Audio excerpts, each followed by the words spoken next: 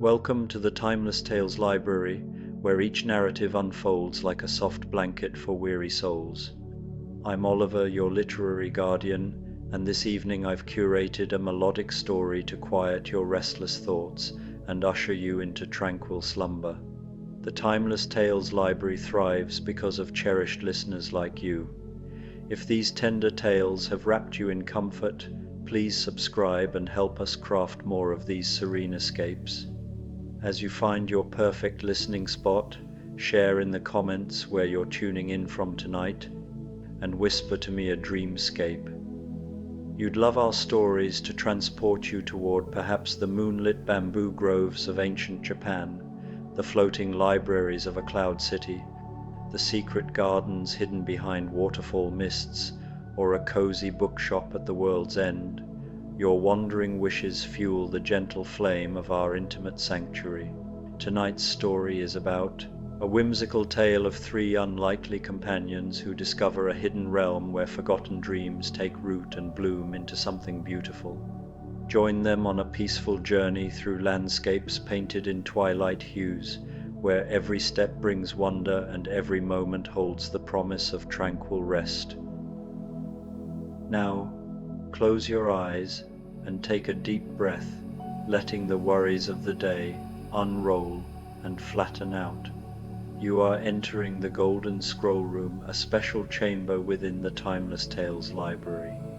This is a place for the oldest, most precious stories, tales written on scrolls of shimmering gold that glow with the warmth of a setting sun.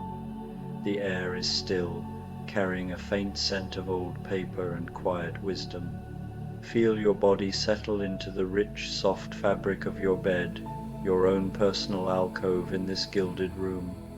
Let the weight of your head, your arms, and your legs release. The golden glow of the scrolls fills the room, a gentle and comforting light that soothes your mind and body. Unroll the first scroll.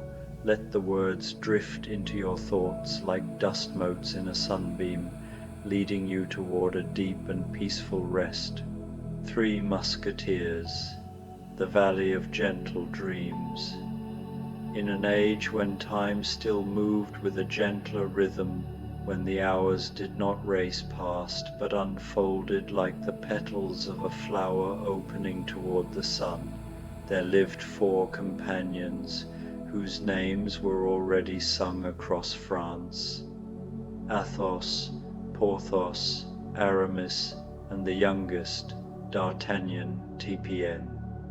It was an age when evenings stretched long and unhurried, when the hush of twilight lingered as though reluctant to yield to darkness, and when silence was not an absence but a presence, a golden hush filling the spaces between words, as if the air itself were listening.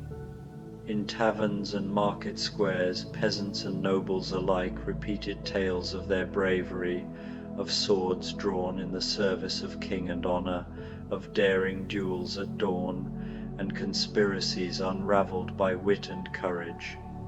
But those stories, bright though they were, formed only one half of the truth. For the Musketeers were more than men of steel and speed. They were also men of spirit. And spirit, when freed from duty and danger, often wanders into hidden realms where the heart may rest. Their motto, all for one and one for all, was known even in the smallest villages, but its meaning went deeper than the clash of blades. It was not merely a cry to rally courage on a battlefield, it was a vow of kinship, of shared breath and bread, of a companionship so steadfast that even silence between them became a form of conversation.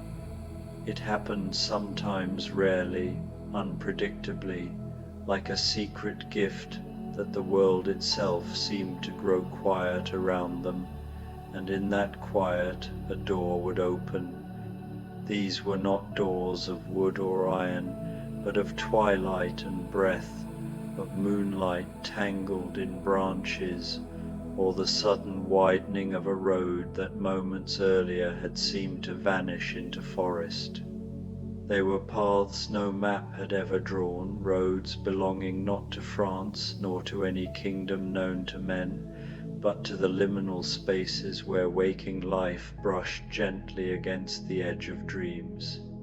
Journeys began innocently, with a walk after supper, a lantern's glow soft against the dark, and their boots crunching gravel in rhythm.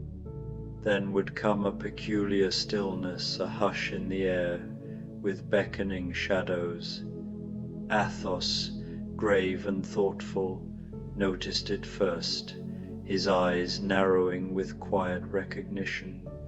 Porthos's laughter would soften into awe. Aramis, poetic and contemplative, would murmur a verse. And D'Artagnan, young and eager, would feel a quickening in his heart. They didn't speak of these things in daylight, but each knew they were stepping into another country, a landscape woven from memory and longing. The songs of Paris spoke of their victories, but quieter stories existed, shared only between them. Stories of nights when stars leaned lower, winds whispered from forgotten ages, and they crossed invisible thresholds into untraveled valleys and ancient forests. These were adventures of the spirit, leaving no scars or medals, yet lingering in the heart. In these wanderings, the Musketeers discovered mysteries to embrace, a healing silence, a welcoming twilight, and a sense of belonging that stretched into something eternal.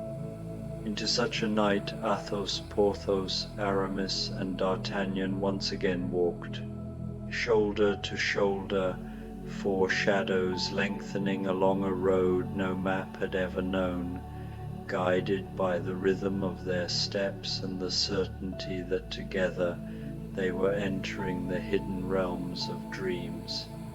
Though Paris was their usual stage, the Musketeers sometimes retreated together to a small country cottage, hidden beyond meadows and woodlands. It was not a soldier's barracks, nor a noble's manor, but a dwelling shaped by time and tenderness. The walls were made of fieldstone, softened by moss and ivy. The roof seemed grown rather than built, thick with green that welcomed birds who nested in its fragrant shelter. The windows were of old glass, full of bubbles that caught sunlight and scattered it into fragments of rainbow, dappling the wooden floors in soft rose, amber, and sea green. Inside, shelves bowed gently under the weight of books and curious objects collected from their travels, polished shells from distant shores, brass astrolabes that once guided sailors by starlight, and carved wooden boxes that still smelled faintly of spice.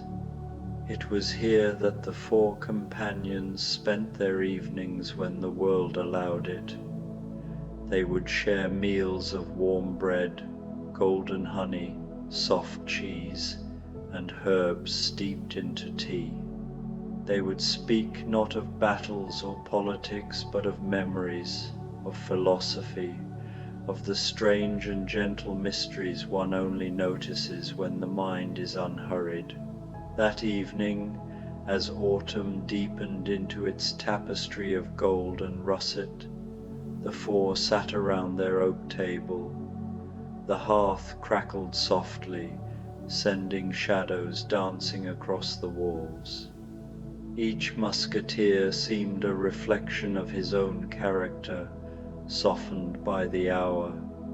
Athos, silver of beard and steady of voice, carried the weight of wisdom like a lantern held high. His every gesture was measured, his words flowing like poetry remembered from a dream. Porthos, broad and rosy-cheeked, laughed easily, his voice like the toll of a warm bell.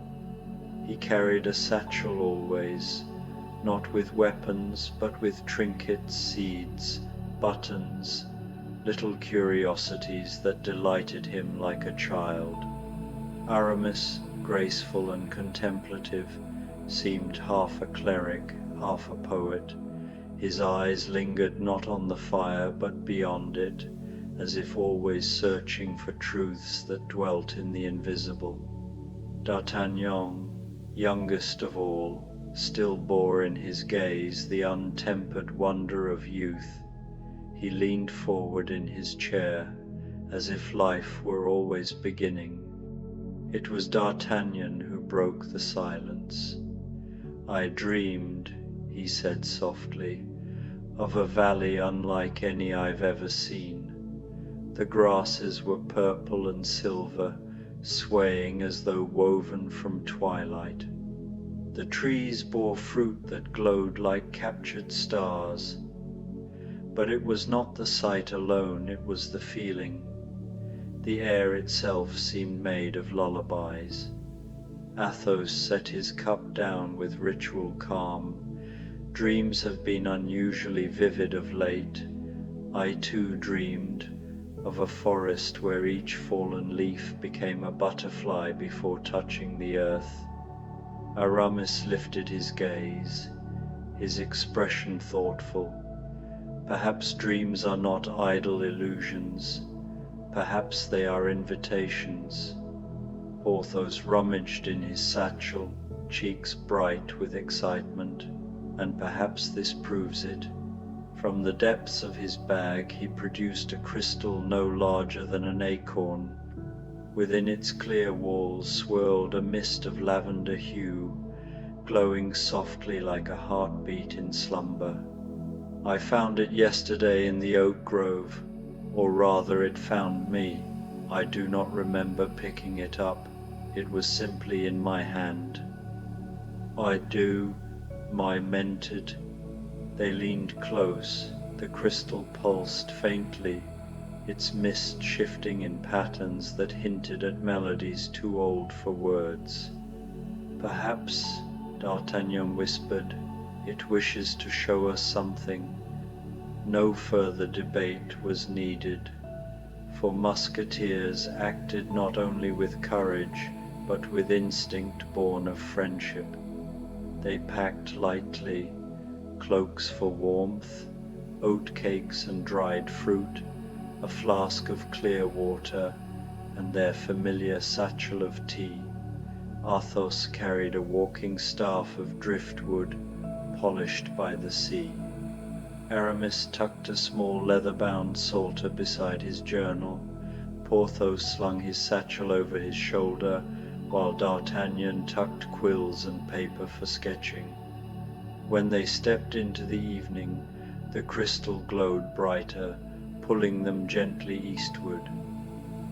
The path, barely a deer trail, wound through the familiar woods, but the crystal's light transformed it.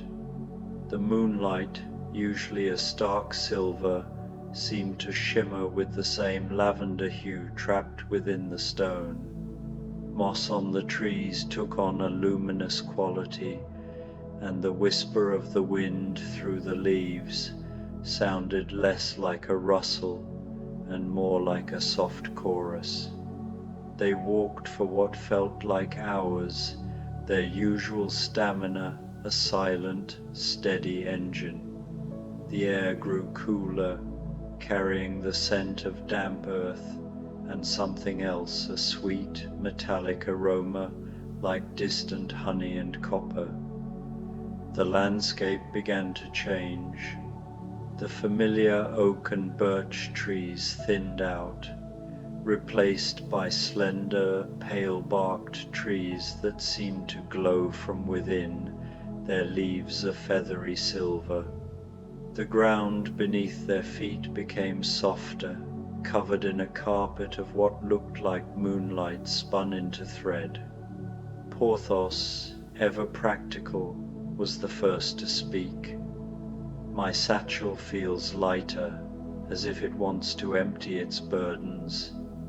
He unslung the leather bag, and the trinkets he so cherished a polished stone. A button from an old uniform floated gently from it and hovered for a moment before dissolving into tiny glittering motes. Aramis paused, touching a glowing tree trunk. This place is not of our world, it is a dream made solid. Look, the very air hums with a silent melody. He pulled out his psalter, but the leather felt strange in his hands, and the words on the page dissolved into a flowing script of light that coiled and uncoiled. Athos, ever the anchor, felt a strange sense of unburdening. His old sorrows, the burdens of a life lived with honor and regret, seemed to lift from his shoulders like a cloak shed in the summer sun. He no longer felt the weight of his past, only the clear presence of the moment. He looked at D'Artagnan, his gaze a soft, knowing warmth. D'Artagnan, meanwhile, felt a heightened sense of reality. The world he saw was more vibrant, more alive than anything he had ever known. The colors were deeper, the sounds sharper, and the smells more profound. He pulled out his quills and paper, but instead of drawing, he found himself simply wanting to feel and experience. The crystal's light strengthened, and they found themselves at the edge of a great chasm. A river of shimmering, liquid light flowed through its depths, its surface not reflecting the stars but containing them. On the other side, a valley opened up, the grasses purple and silver, the trees bearing fruit that glowed like captured stars. It was exactly as D'Artagnan had described. A bridge, woven from the same silver thread as the ground, spanned the chasm. It was not a physical bridge, but a path of pure energy, humming with the silent music Aramis had sensed.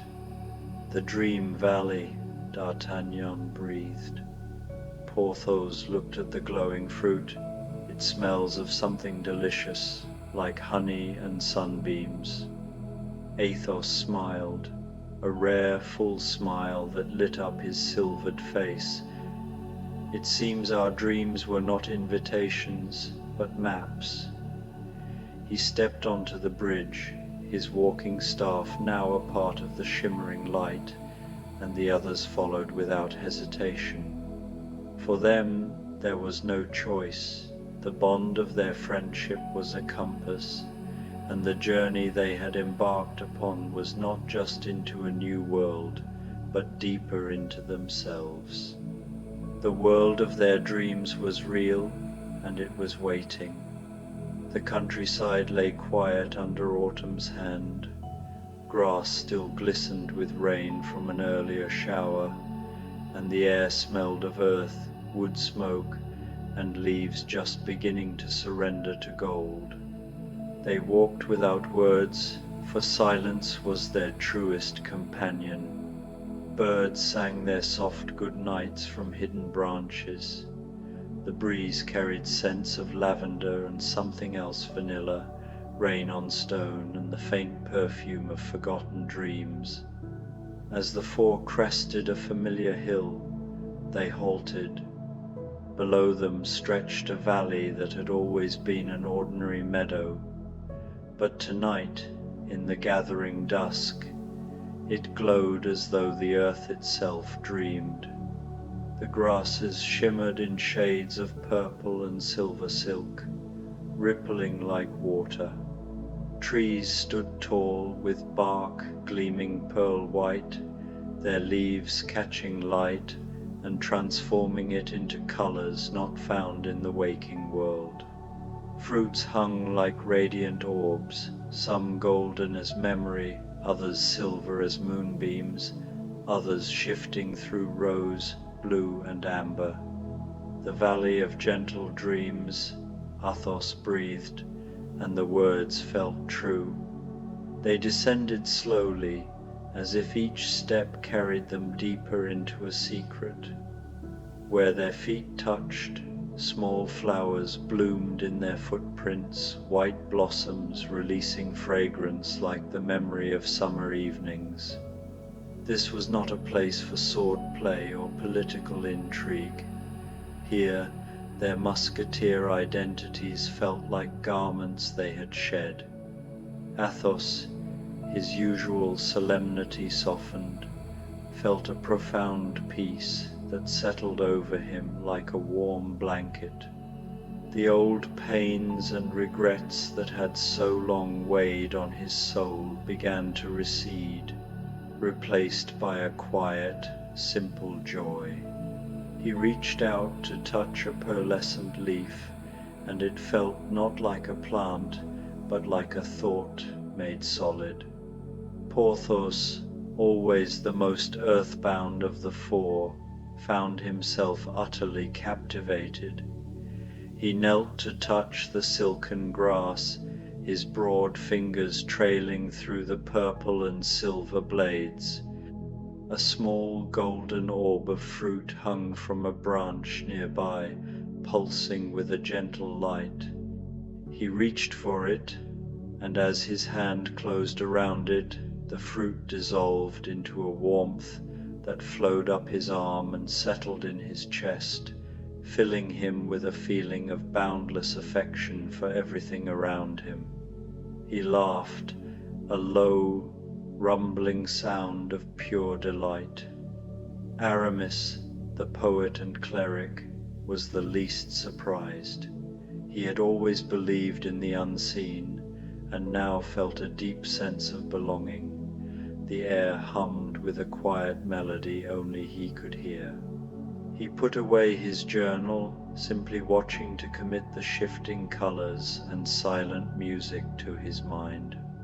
D'Artagnan, the youngest, saw everything with wide-eyed wonder. This land of glowing twilight was more beautiful than he had ever imagined.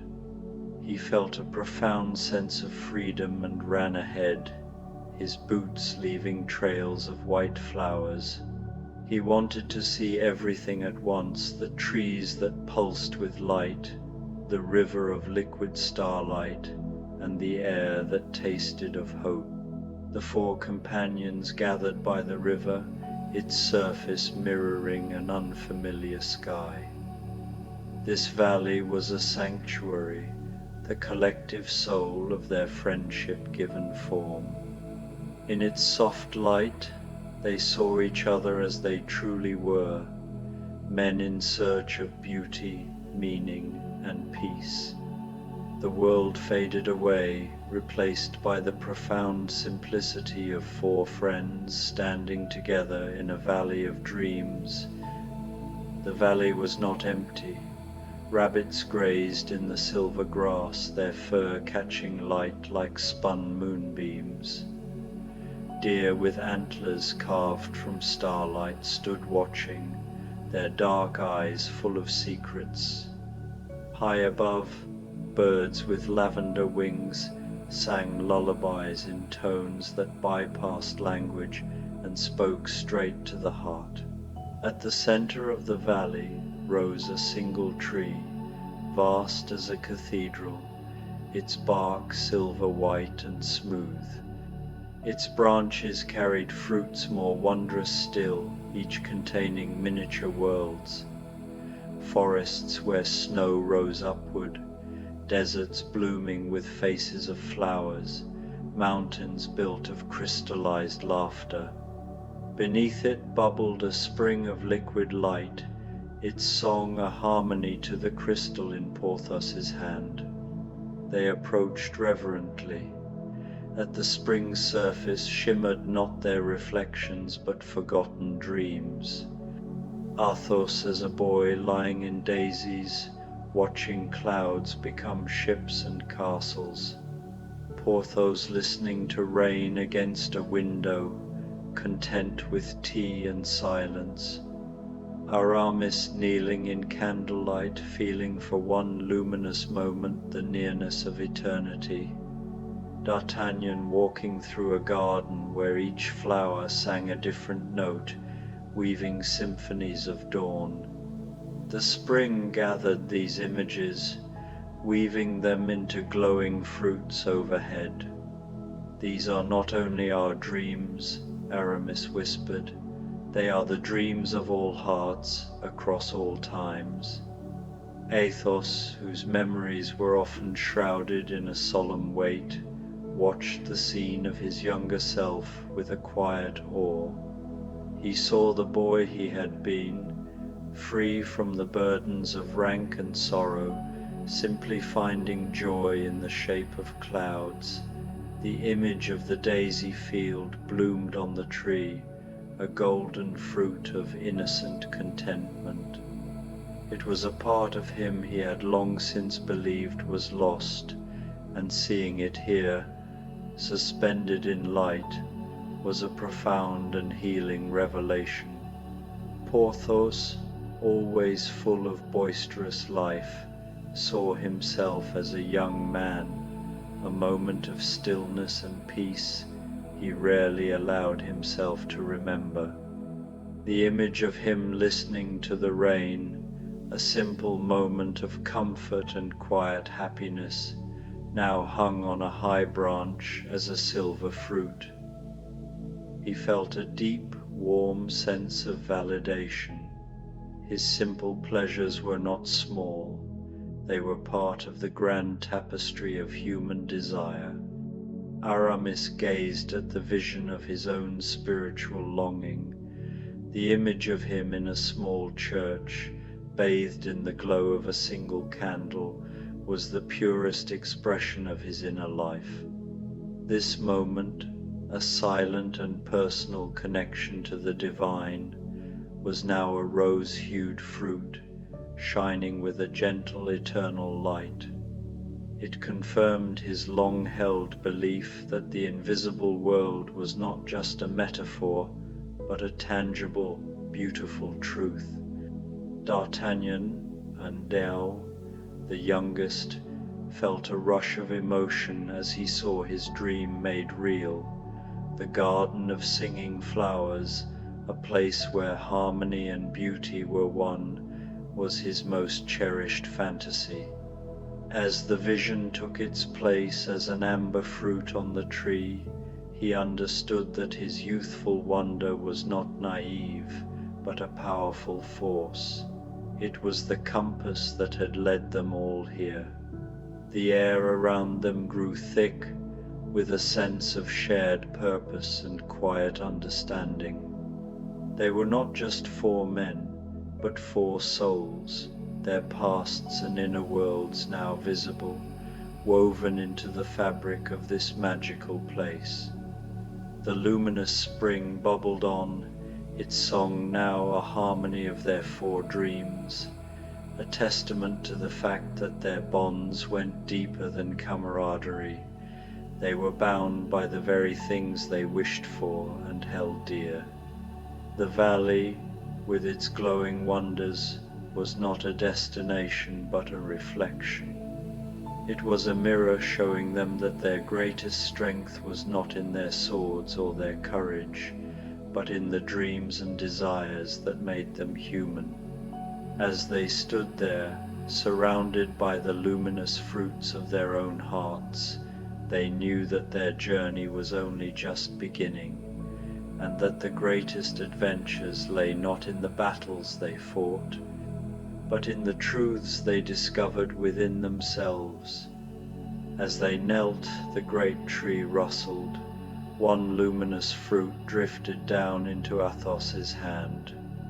Within glowed a scene of the four companions, older, seated by their cottage fire, hair white with age, eyes still bright with wonder.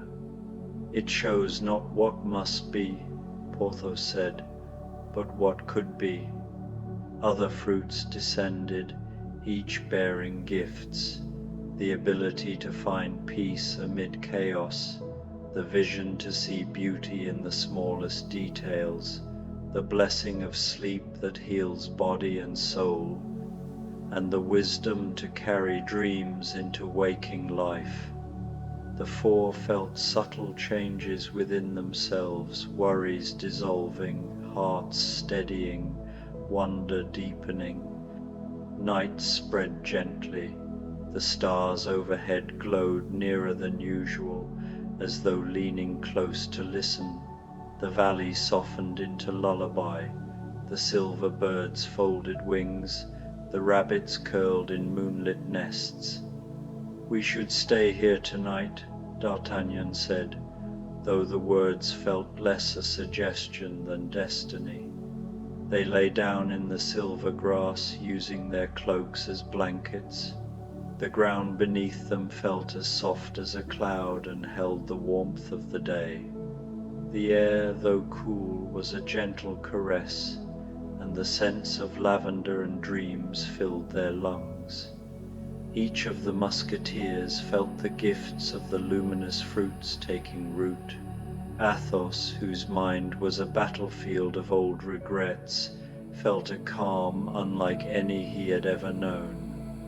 The weight of his past sorrows, which had been a constant companion, lifted like a morning mist. He found himself looking at the stars, not with a sense of cosmic indifference, but with a deep, abiding peace. The chaos of a life lived by the sword seemed to shrink in his mind, replaced by a quiet, unwavering serenity. Porthos, always a man of action and grand gestures, found his perception sharpening.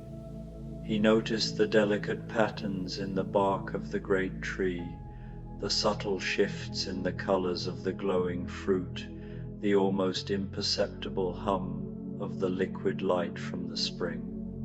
He saw the world not just in broad strokes, but in a myriad of tiny, perfect details, each one a source of quiet awe. His joy, once a roaring fire, became a warm, steady glow. Aramis, his soul often restless in its search for meaning, felt a profound physical and spiritual rest settle over him. The blessing of healing sleep was more than just a promise, it was an immediate reality. His muscles, tired from a lifetime of combat, relaxed completely.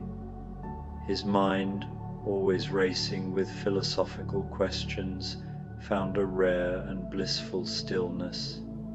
He felt a harmony between his body and soul that he had never thought possible.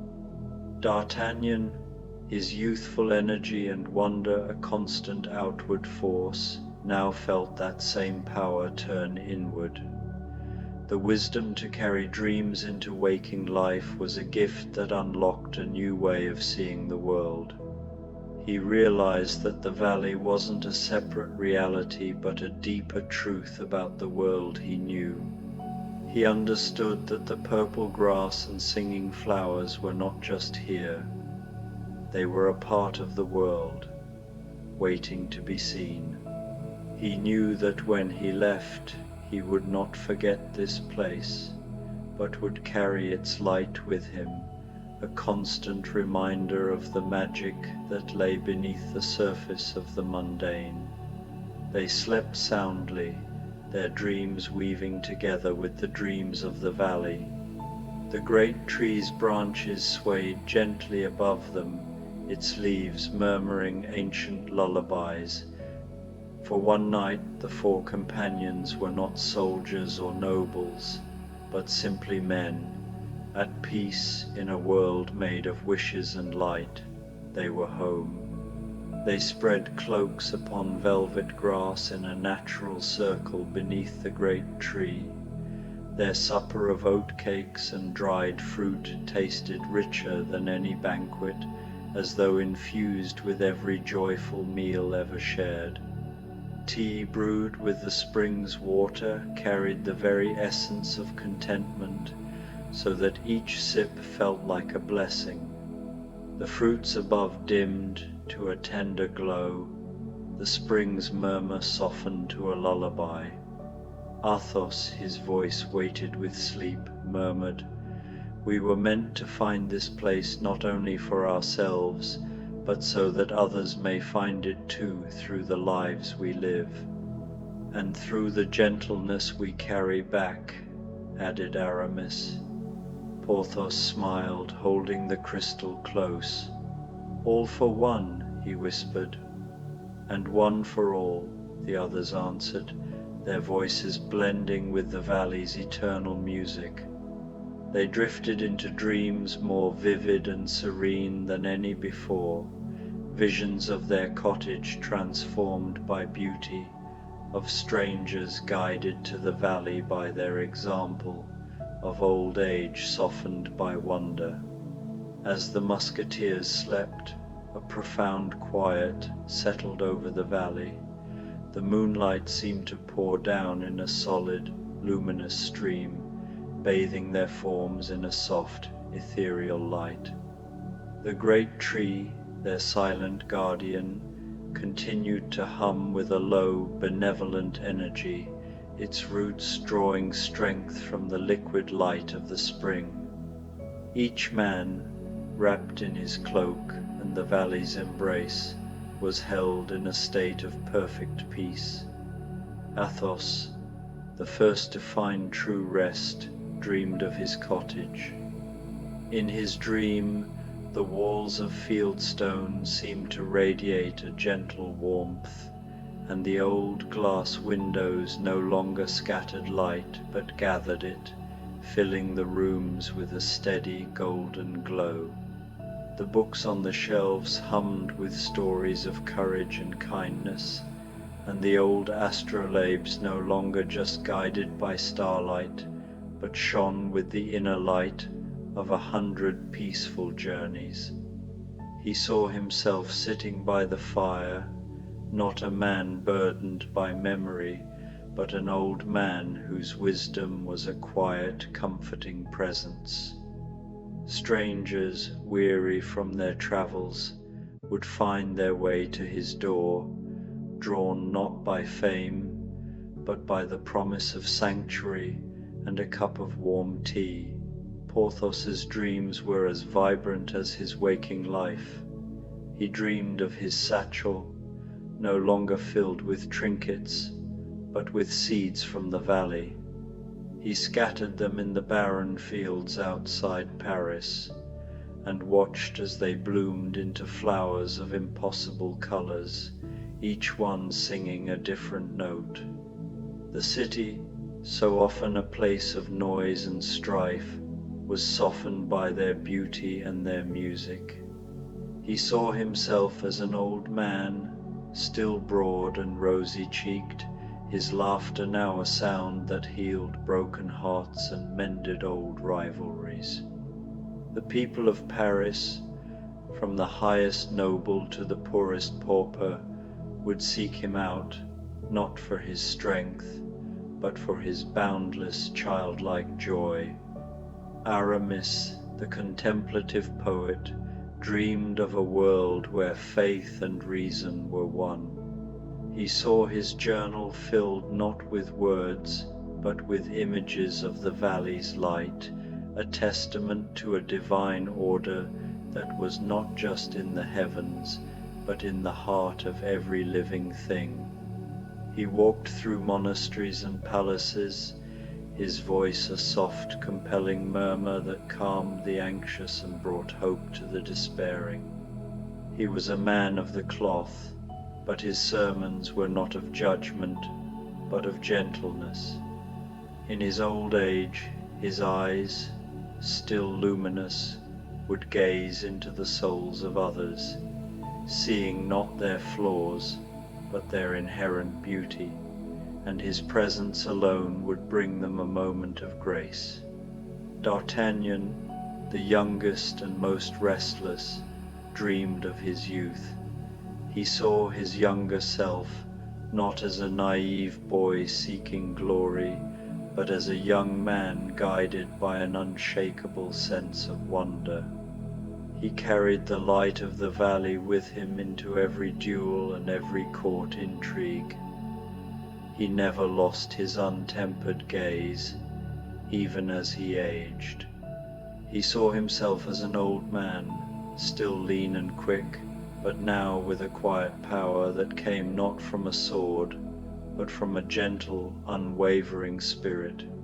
He would tell stories of the Valley of Gentle Dreams, not as a legend, but as a truth, and his words would inspire a new generation to seek not just adventure, but meaning. When dawn came, the Musketeers woke to a world that was both the same and profoundly different. The valley had returned to its ordinary state. The grass was green, the trees were oak, and the spring was just water. But the feeling, the knowledge, and the gifts remained. They were no longer just men of the sword, but keepers of a truth. They packed their meager belongings, their hearts full and their spirits renewed. They knew they would one day return to their cottage, and from there to the world of Paris.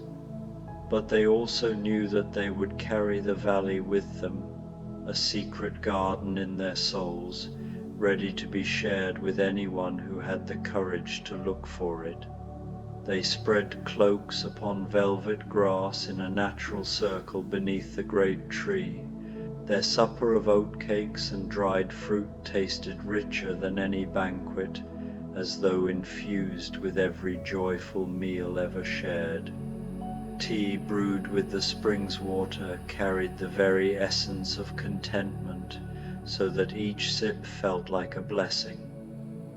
The fruits above dimmed to a tender glow, the spring's murmur softened to a lullaby. Athos, his voice weighted with sleep, murmured, "We were meant to find this place not only for ourselves, but so that others may find it too, through the lives we live." "And through the gentleness we carry back," added Aramis. Porthos smiled, holding the crystal close. "All for one," he whispered. "And one for all," the others answered, their voices blending with the valley's eternal music. They drifted into dreams more vivid and serene than any before, visions of their cottage transformed by beauty, of strangers guided to the valley by their example, of old age softened by wonder. As the Musketeers slept, a profound quiet settled over the valley. The moonlight seemed to pour down in a solid, luminous stream, bathing their forms in a soft, ethereal light.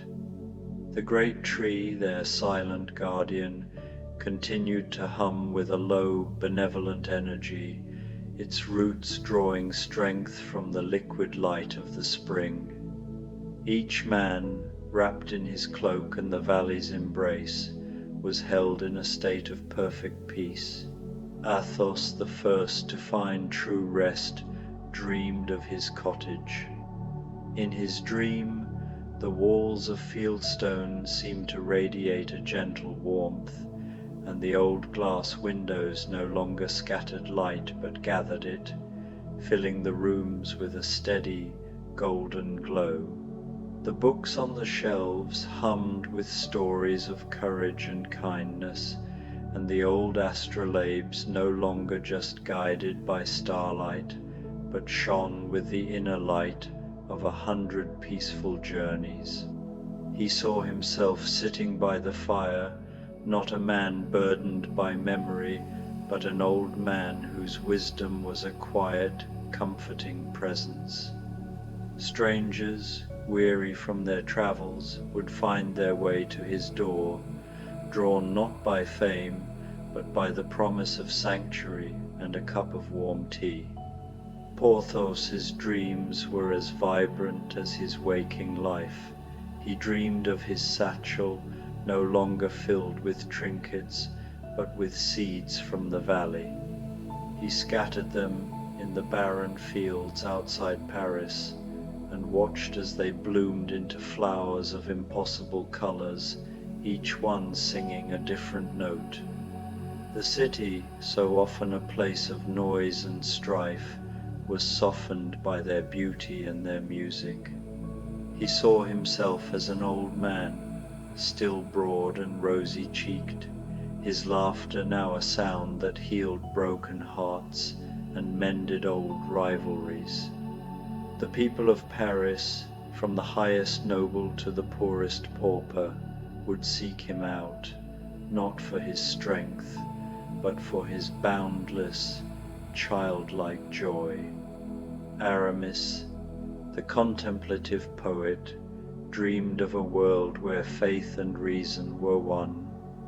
He saw his journal filled not with words, but with images of the valley's light, a testament to a divine order that was not just in the heavens, but in the heart of every living thing.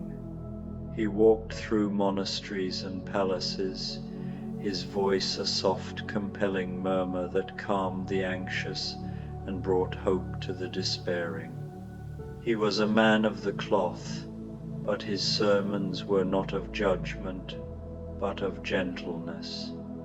In his old age, his eyes, still luminous, would gaze into the souls of others, seeing not their flaws, but their inherent beauty, and his presence alone would bring them a moment of grace. D'Artagnan, the youngest and most restless, dreamed of his youth. He saw his younger self not as a naive boy seeking glory, but as a young man guided by an unshakable sense of wonder. He carried the light of the valley with him into every duel and every court intrigue. He never lost his untempered gaze, even as he aged. He saw himself as an old man, still lean and quick, but now with a quiet power that came not from a sword, but from a gentle, unwavering spirit. He would tell stories of the Valley of Gentle Dreams, not as a legend, but as a truth, and his words would inspire a new generation to seek not just adventure, but meaning. When dawn came, the Musketeers woke to a world that was both the same and profoundly different. The valley had returned to its ordinary state. The grass was green, the trees were oak, and the spring was just water. But the feeling, the knowledge, and the gifts remained. They were no longer just men of the sword, but keepers of a truth. They packed their meager belongings, their hearts full and their spirits renewed. They knew they would one day return to their cottage, and from there to the world of Paris. But they also knew that they would carry the valley with them, a secret garden in their souls, ready to be shared with anyone who had the courage to look for it.